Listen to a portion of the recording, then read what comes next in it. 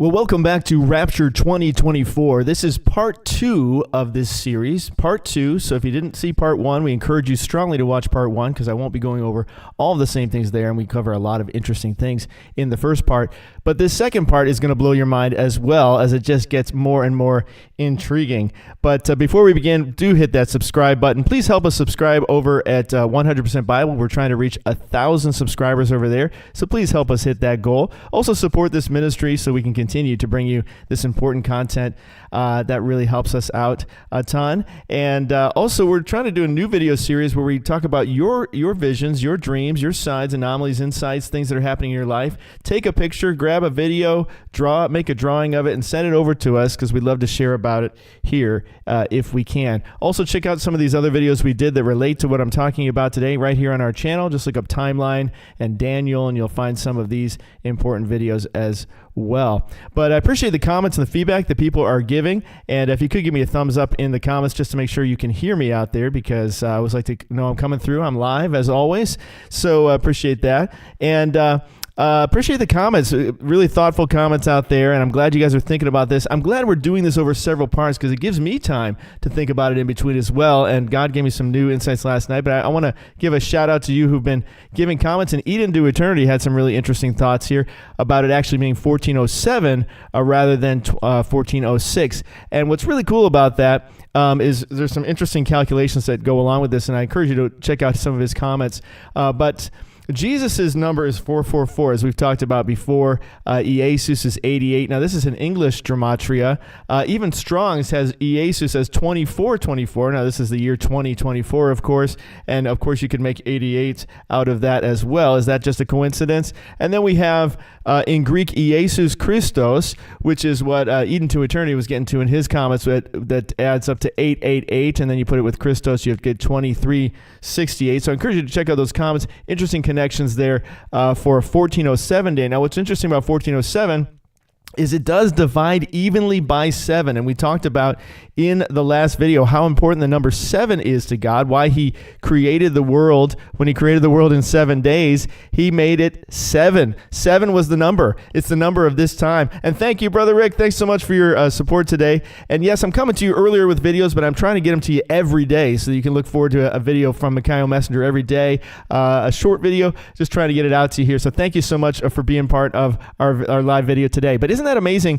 If you watched the last video, 7 is God's amazing number, and he started the world that way. There's a reason he did it that way, and he didn't just do 7 days. He did 7 weeks, and then 7 years, and then 7 times 7, and 70 times 7. Go back and watch the first video. It'll blow you away. But isn't this interesting? 1407 divided by 7 evenly, 201. So when we look at this, we say, well, man, should it be 1407? Well, it's a little bit of both, and I think Eat Into Eternity made that point in his comments as well, because when you think about it, they entered the new promised land on Nisan 10, which was the very beginning of that year. So 1407, remember we count backwards in BC, so 1407 would be going into 1406. So really, you could argue they were there ready to enter 1407 and entered in 1406. So that's a way you could look at it there. But it also lends some credence over to our calculator that either way, whether you want to calculate it 1406 to 2024 or 1407 to 2024,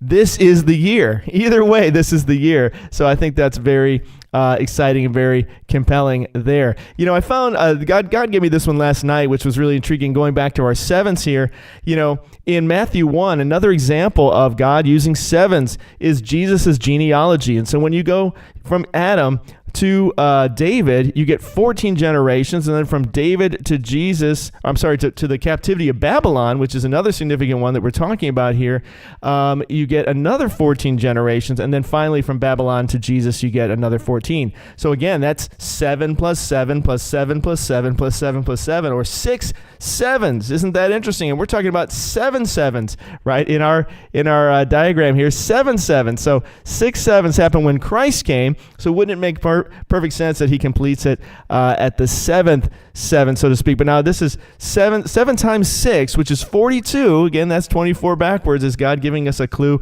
or a hint in some way there as well? And once again, it ties into Jesus' name to 44 and 88 and It's pretty amazing. So, okay, so 70 times 7, right? We talked about that in the last video, and Jesus made that point, wink, wink, to Peter. No, not just 7 times, Peter, but 70 times 7.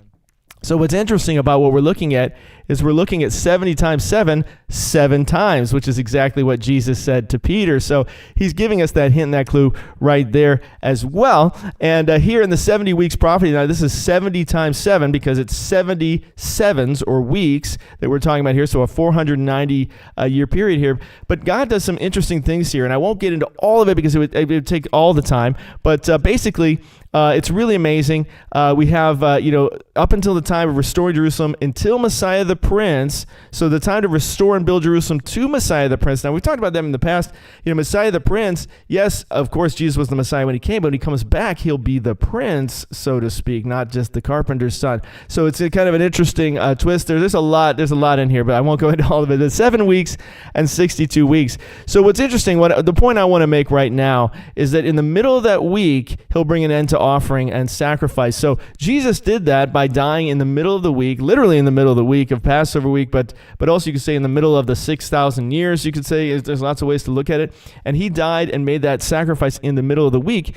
So looking at a week as 7 years, right, which is what we're looking at here with these 77s, is you have 3.5 years, which would leave us with 3.5 years left. Now, so what is happening here in 2024? Well, I'm not here to tell you what's happening, but we're just simply looking at God's amazing way that he works with time and how it seems to be landing in 2024, that something amazing could be expected this year. Could it be rapture? Could it be Christ appearing? Could it be the Great Tribulation? All of the above.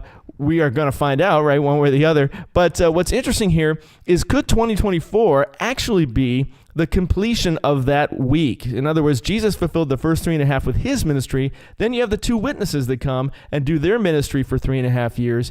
And then everything is completed. And then the devil gets his 3.5 years, which may be outside of time.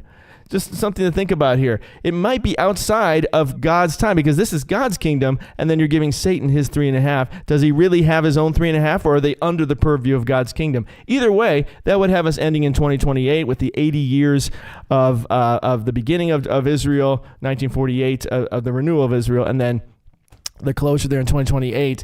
Now that would be for the 3.5 years. In other words, giving them another 3.5 years for those Israelites to finally come around to God, right? As it says in Psalm 90, and we're going to talk about Psalm 90. I mean, I've got so much to share with you guys. It's unbelievable, but we'll talk about that more in another video. Okay, let me keep going for now. Okay, so 916 to 426, 490 years. So this is what we're looking at today, guys. So what are we looking at? Let's take a look at this. So we talked last time 1406 and 916. Now we're going from 916 to 426. Why is 426 an important year? Well, it looks like that may have been the time when the Bible was completed. The book of Malachi was written between 440 and 400 BC, so it could have fallen in that 426 range there, the last book. But not just Malachi, interestingly, but Ezra, the book of Ezra and Nehemiah were also written in the same time period. And that's very significant because that's when the second temple was built.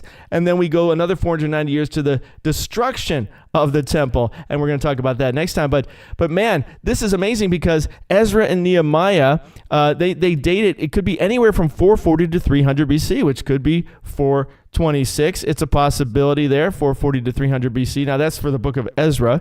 And the book of Nehemiah, 445, 443. Now, this is Nehemiah's coming, his first mission, not necessarily the book of Nehemiah, but him coming to Israel, to help restore everything there. And here's a timeline of Ezra and Nehemiah. But now they say Ezra and Nehemiah were originally part of the same book, and only in our Anglo testaments do we separate them. But I guess they're actually part of the same, originally a single work written by one author. At least that's what they're claiming here. And that's kind of interesting in and of itself. Now, Ezra's return is dated in a few different accounts as being 426 BC. Now, 426 BC, as we see here, right? So 426. So they're actually dating him at 426 BC in a few different accounts. That's when he returns to build the second temple. And here we see it again, the king of Persia. At that time, Cyrus king of Persia, about 426 BC, when the foundation of the temple is laid. Now, there's some confusion between, is it Cyrus, is it Artaxerxes?